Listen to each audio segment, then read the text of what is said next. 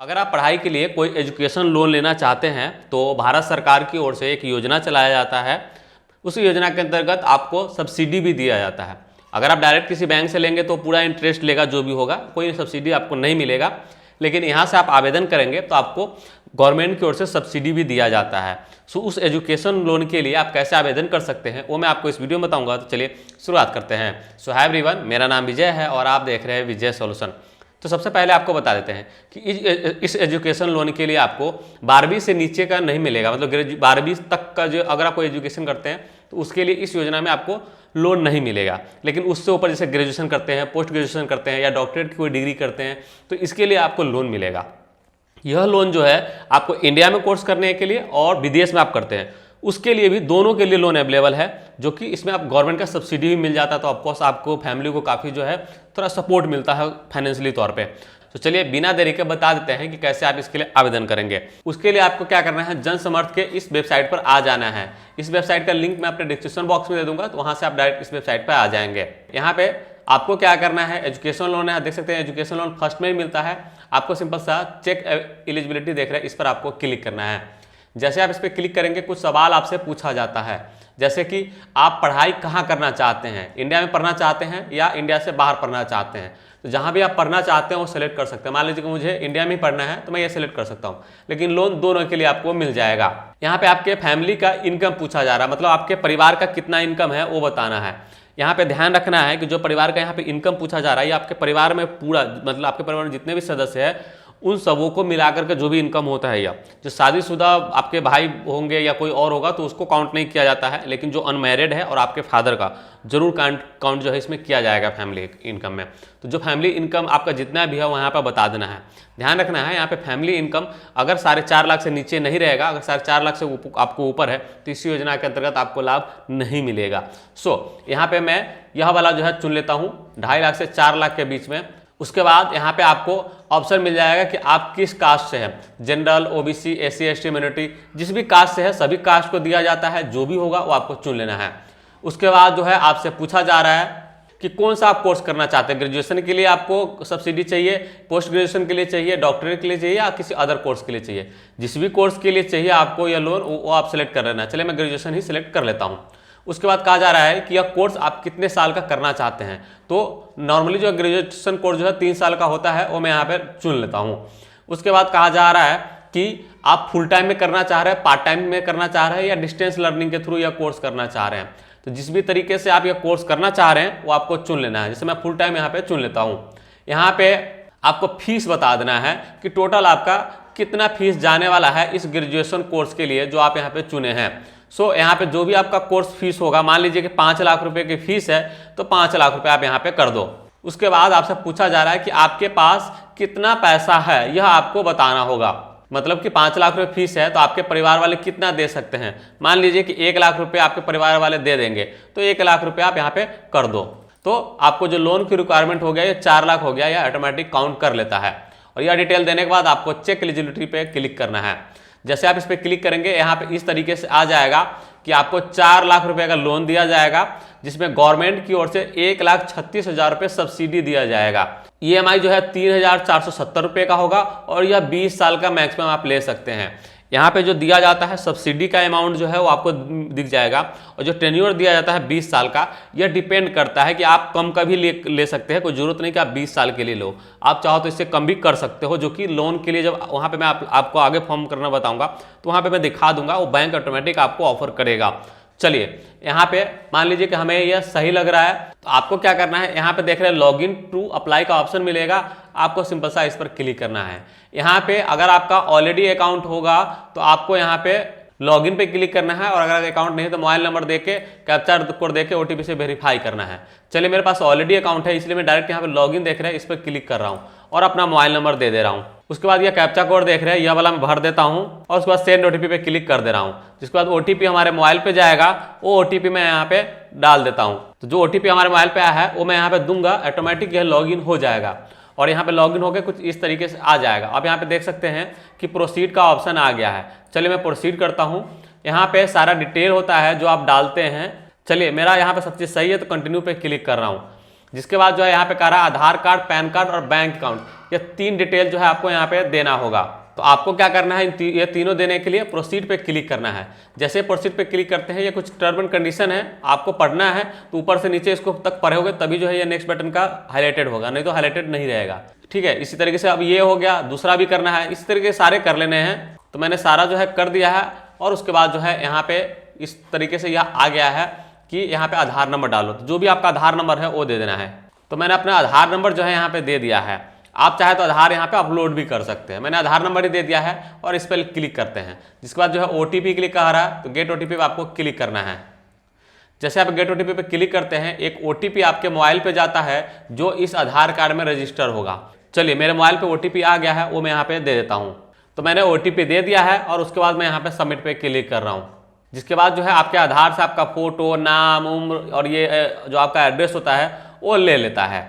अब आपको यह करने के बाद आपको क्या करना है, नीचे पैन का डिटेल देख रहे हैं यह वाला, इसको आपको कंप्लीट करना होगा। उसके लिए इस पर क्लिक करेंगे, यहाँ पे आपको पैन कार्ड पूछा जा रहा है, जो भी आपका पैन कार्ड है वो आप यहाँ पे दे दो। और यह करने के बाद आपको सबमिट पे क्लिक करना है।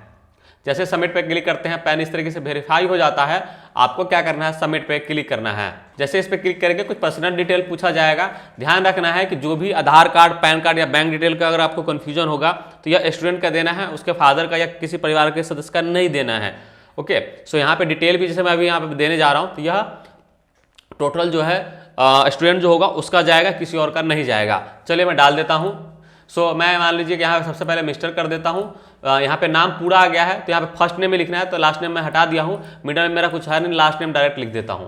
यहाँ पे फादर का नाम जो भी आपका होगा वो आपको यहाँ पे देना है, जो आपके माँ का नाम होगा वो आपको यहाँ पे लिख देना है। मैं बस आप लोग को बता रहा हूँ इसलिए ऐसे डाल रहा हूँ, लेकिन आप लोग अपने फादर का, माँ का नाम जो भी होगा सारी से डिटेल देना है। यहाँ पे आपको डेट ऑफ बर्थ आपका आधार कार्ड से ऑटोमेटिक ले लेता है, तो यह देने की आपको जरूरत नहीं पड़ेगा।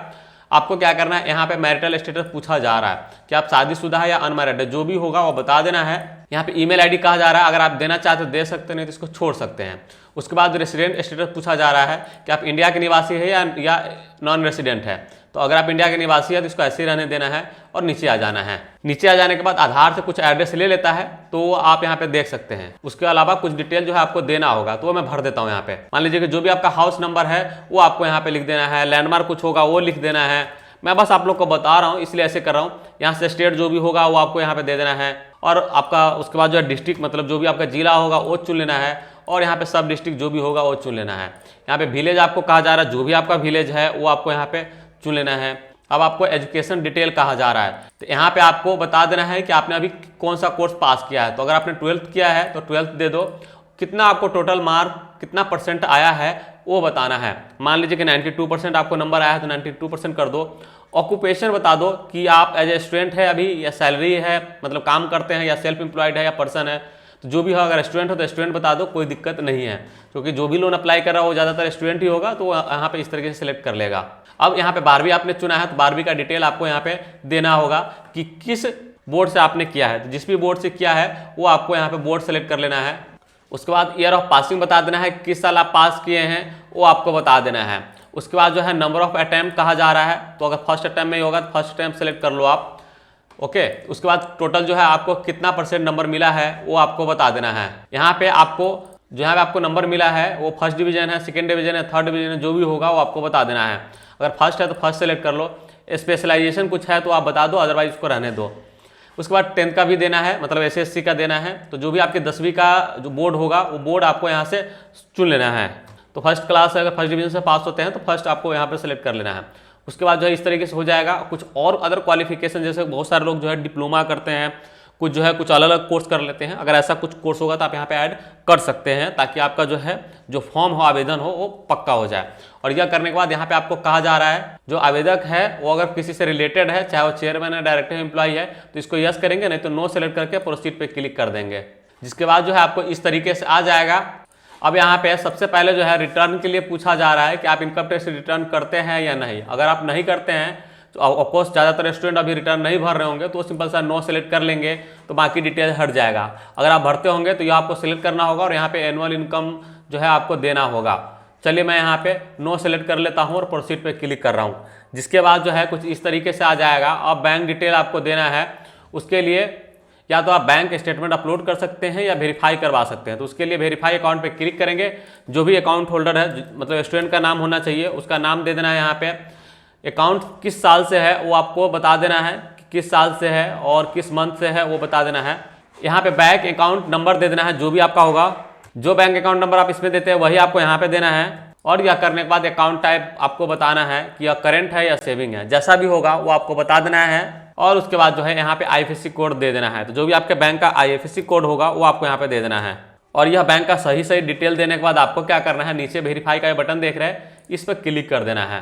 यह वेरीफाई होने के बाद देख सकते हैं बैंक अकाउंट वेरीफाई हो गया है। यह वेरिफिकेशन के लिए बैंक जो ये पोर्टल है इसकी ओर से ₹1 आपके बैंक अकाउंट में भेजा जाता है, ताकि चेक किया जा सके कि यह बैंक अकाउंट सही आपने दिया है या नहीं।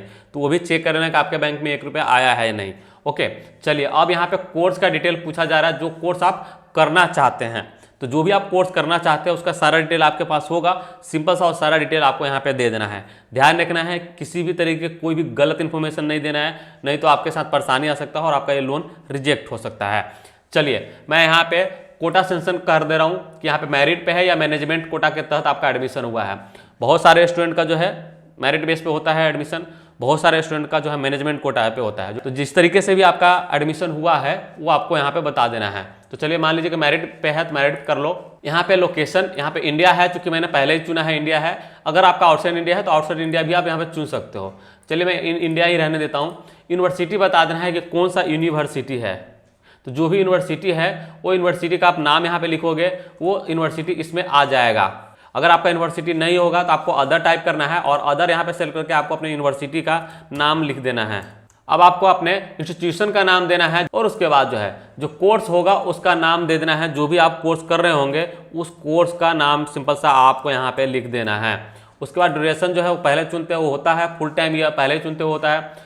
कोर्स स्टार्ट कब से हो रहा है वो आपको बता देना है कि कब से स्टार्ट हो रहा है। चलिए मान लीजिए कि मैं यहाँ पे अप्रैल से कर दे रहा हूँ कि 2 अप्रैल से हो रहा है और यह 2027 तक जाएगा, ये ऑटोमेटिक आ गया है। तो कोर्स का ड्यूरेशन जो है अगर आपको नहीं पता होगा तो अपने कॉलेज से या उससे पता कर सकते हैं, वो आपको बता देंगे। यहाँ पे कॉस्ट ऑफ कोर्स का आपको यहाँ पे बताना है कि टोटल ट्यूशन फी, एग्जाम फी, ये सब सारी चीज़ें कितना कितना लगने वाला है। तो फर्स्ट ईयर में कितने लगने वाला, सेकेंड ईयर में कितना लगने वाला, थर्ड ईयर में कितना लगने वाला है, वो आपको टोटल बताना है। ओके, तो इस तरीके से हमने कर दिया है। टोटल जो है यहाँ पे फीस जो है, जो हमने बताया था कि 5 लाख होगा, इस तरीके से आ गया है। तो जो भी होगा आप लोग का पूरा कैलकुलेट करके फिर लोन अमाउंट के लिए आप आवेदन करना। तो यह हमने कर दिया इस तरीके से। उसके बाद जो है नीचे आ जाना है। यहाँ पे कहा जा रहा है कि कोई स्कॉलरशिप है इस कोर्स के लिए, अगर है तो यस करो और यहाँ पे डिटेल भर दो, अगर नहीं है तो नो सेलेक्ट कर लो, सिंपल सा। अब यहाँ पे आपको सोर्स ऑफ फाइनेंस का पूछा जा रहा है। Total cost of course 5 lakh बताया था आपने, आपके पास 1 लाख है, 4 लाख रुपए आपको जो है लोन मिलेगा, यहाँ पे आ गया है। उसके बाद जो है आपसे पूछा जाता है कि जो लोन का पेमेंट होगा वो कोर्स ड्यूरेशन में आप पेमेंट करना चाहते हैं तो ये आप अपने पेरेंट्स से बात कर सकते हैं। अगर आपके पेरेंट्स ये कहते हैं कि नहीं, जो तुम्हारा लोन का फीस है वो मैं तुम्हारे पढ़ाई के दौरान भी देना चाहता हूं, अगर वो देना चाहते हैं तो इसको आपको यस कर देंगे। और यस करेंगे तो बता देंगे कि कौन पेमेंट करेगा, आपके पेरेंट्स करेंगे या गार्जियन करेंगे। इसके अलावा कितने साल तक वो पेमेंट करेंगे वो आपको यहाँ पे देना है और टोटल अमाउंट देना है कि कितना वो पेमेंट करेंगे जिसको आप यहाँ पे बता रहे हो। तो यह सारी चीज़ें जो है आप अपने परिवार के सदस्य से बात कर करके, अगर आपके जैसे माता पिता होंगे उनसे बात कर लेना। अगर वो कहते हैं कि अभी हम लोन मतलब जो पेमेंट है वो आपके तुम्हारे पढ़ाई के टाइम पे भी देते रहेंगे तो यहाँ पे आप उनका डिटेल दे सकते हो। अगर आप चाहते हैं कि नहीं मेरा पढ़ाई होने के बाद दे तो आप इसको यहाँ पे सिंपल सा नो कर दो, आपको कोई दिक्कत नहीं है। और उसके बाद जो है यहाँ पे प्रोसीड पे क्लिक कर दो। इसके बाद इस तरीके से आ जाएगा कोर्स ऑन लोन डिटेल जो है सक्सेसफुली सबमिट हो गया है। अब आपको यहाँ पे कोई लोन चल रहा होता है तो उसका डिटेल होता है। यहाँ पे मैं सिंपल सा प्रोसीड पे क्लिक कर देता हूँ। जैसे मैं प्रोसीड पे क्लिक करूंगा यहाँ पे आपको सारे डॉक्यूमेंट जो है अपलोड करने पड़ेंगे, हायर एजुकेशन प्रूफ, ये सारी चीज़ें जो है आपको अपलोड करने पड़ेंगे। इन सबों का PDF बना लेना है और अपलोड करना है। आप चाहे तो जेपेक या टिप में भी दे सकते हैं, लेकिन PDF सबसे बेस्ट होता है। चलिए मैं एक एक करके सब अपलोड कर देता हूँ। तो ये मैंने सब चीज़ अपलोड कर दिया, देख सकते हैं फाइल अपलोड सक्सेसफुली लिख देता है इस तरीके। तो सारा मेरा अपलोड हो गया है। और ये अपलोड करने के बाद आपको क्या करना है, आप प्रोसीड देख रहे हैं, इस पर आपको क्लिक कर देना है। जैसे प्रोसीड पे क्लिक करते हैं इस तरीके से आ जाता है कि आपका यह एप्लीकेशन कंप्लीट हो गया है। अब आपको यहाँ पे को अप्लीकेंट, मतलब आप स्टूडेंट होंगे तो आप अपने फादर को भी को अप्लीकेंट बना सकते हैं। उसके लिए आपको यहाँ पे ऐड को अप्लीकेंट पे क्लिक करेंगे तो जिसको भी आप को अप्लीकेंट मतलब अपने फादर मदर जिसको भी बनाना चाह रहे हैं, मान लीजिएगा अपने फादर को करना चाह रहे हैं को अप्लीकेंट, तो उनको आप बना सकते हैं। उसके बाद रिलेशन क्या है तो आपको यहाँ बता देना है। अगर फादर है तो फादर चुन लो, यहाँ पे फादर का नाम देना है जो आधार में होगा, ऐसा नहीं हो कि आप कुछ भी यहाँ पे दे दो। अगर कर रहे हैं तो यहाँ पे यस करेंगे, नहीं तो नो सेलेक्ट करेंगे। यहाँ पे ज़्यादातर आपको यस करेंगे तो ज़्यादा आपको फायदा मिलेगा आपके फॉर्म में। और उसके बाद जो है ऐड को अप्लीकेंट पे देख रहे हैं, इस पर आपको क्लिक कर देना है। जिसके बाद ये कुछ इस तरीके से पूछता है, इसको आपको सबको जो है जो मैंने पहले बताया है इस तरीके से सबको आपको कर देना है। और यह करने के बाद एग्री एंड प्रोसीड पे क्लिक करेंगे, फिर उनका आपको आधार नंबर यहाँ पे देना पड़ेगा। तो यह आगे का जो प्रोसेस है वो सारा का सारा जैसा मैंने स्टूडेंट के लिए भरा है वही सारा चीज़ देना होता है। बस उसमें अंतर ये आ जाएगा आपको कि जो इनकम का जो सोर्स है वो आपको वहाँ पे देना ही पड़ेगा। जो भी आपके आप जिनको मान लो फादर को बना रहे हो तो फादर का जो आपको डिटेल देना पड़ेगा। तो फिर से मैं वही फॉर्म एप्लीकेशन आपको नहीं बता रहा हूँ क्योंकि वीडियो काफ़ी लंबा हो जाएगा, छोटा रखते हैं मैं पूरा भर करके और उसके बाद जो है यहाँ पे आते हैं। तो देख सकते हैं कि मैंने ये इनका भी फॉर्म जो है कंप्लीट कर दिया। कुछ ज़्यादा नहीं होता है, सेम टू सेम दोनों फॉर्म में होता है, थोड़ा बहुत का अंतर होता है, आप इजीली कर लोगे। अगर कोई दिक्कत हो तो नीचे कमेंट करके पूछ सकते हैं। चलिए मैंने दोनों कर दिया है। अब मैं यहाँ पे सबमिट एप्लीकेशन पे क्लिक कर रहा हूँ। जब मैं सबमिट एप्लीकेशन पे क्लिक करूँगा तो जिस भी बैंक से मुझे जितना का ऑफर हो रहा है वो सब आप देख सकते हो कि यह एक्सिस बैंक है जो कि 11% पे दे रहा है, 15 साल के लिए होगा, 2,83,000 रुपये का ही हमें ऑफर कर रहे हैं कि मैं सिर्फ इतना लोन दूंगा। यह बैंक है यह 11.25 दे रहा है लेकिन पूरे 4 लाख का दे रहा है, तो आप यहाँ पे देख सकते हैं। जिस बैंक से भी जितने परसेंट पे लोन मिल रहा है, देखिए सबसे कम जो है यह दे रहा है जो कि इंडियन बैंक है, यह दे रहा है जो कि 7.6% है, बहुत ही सस्ता है। तो इस तरीके से आप देख सकते हैं कि कौन सा बैंक सबसे कम रेट पे दे रहा है, उस बैंक को आपको सेलेक्ट करके और कर सकते हैं। मान लीजिए कि सबसे कम बैंक जो सस्ता है इसी बैंक का है, तो आप यह बैंक चुनना चाहते हो तो सिलेक्ट ऑफर देख रहे हो, इस पर आपको क्लिक करना है। अगर डिटेल में जानना है तो व्यू डिटेल पे क्लिक करेंगे तो यहाँ पे बता देगा कि आपको 1,22,000 रुपये की सब्सिडी मिलेगा। यहाँ पे टोटल 15 लाख का 15 साल के लिए आपका ये लोन होगा जो कि 7.6 रेट पे होगा। प्रोसेसिंग फी इसमें यहाँ नहीं लगता, वो फ्री होता है, तो 0% लिखा हुआ है। मंथली EMI जो है यह बनेगा, तो टोटल सब्सिडी जो है 1,22,000 रुपये आपको मिल जाएगा, यहाँ पे बताया गया है। तो मान लीजिए आप इसको करना है, मान लीजिए कि आपको इसी बैंक से लोन लेना है, सिंपल सा सेलेक्ट ऑफर पे क्लिक करेंगे। जिसके बाद जो है यहाँ पे आपको मान लीजिए कि बिहार के किसी ब्रांच में अगर आप है जो आपका एरिया है वो चुन लो, यहाँ पे सिटी जो भी होगा वो आप यहाँ पे चुन लो। तो यह वो ब्रांच चुनना है, मतलब वो राज्य और ब्रांच चुनना है जहाँ से आप लोन लेना चाहते हैं। तो जब आप स्टेट और जिला चुनेंगे तो उस जिला में जितना भी ब्रांच होगा वो सारा ब्रांच आ जाएगा। देख लेना जो भी आपके पास का होगा उसको चुन लेना है। मान लीजिए कि यही हमारा पास का है तो मैं यह वाला जो है सिंपल सा सिलेक्ट करूंगा। अगर आपके यहाँ पे ये वाला पास में होगा तो यह सिलेक्ट करना है। तो जो भी होगा मान लीजिए कि मैं उसको सिलेक्ट कर लेना है। जैसे आप सिलेक्ट करेंगे इस तरीके से आ जाएगा यहाँ पे सारा डिटेल कि 4 लाख का लोन है, इतने सब्सिडी है, इतना EMI बनेगा, 15 साल के लिए दिया जा रहा है। तो यह फाइनल डिटेल होता है। शुरू में 20 साल लिखा हुआ था लेकिन यह बैंक कह रहा नहीं मैं सिर्फ 15 साल के लिए दूंगा। तो इस तरीके से यह आता है। आपको क्या करना है, आपको डिजिटल अप्रूवल जो है चूंकि मिल जाता है इंस्टेंट, तो उसके लिए आपको डाउनलोड पे क्लिक करना है। जब डाउनलोड पे क्लिक करते हैं तो इस तरीके से एजुकेशन लोन का यह आपको डिजिटल अप्रूवल मिल जाता है और उसका एप्लीकेशन नंबर भी आप यहाँ पे देख सकते हैं।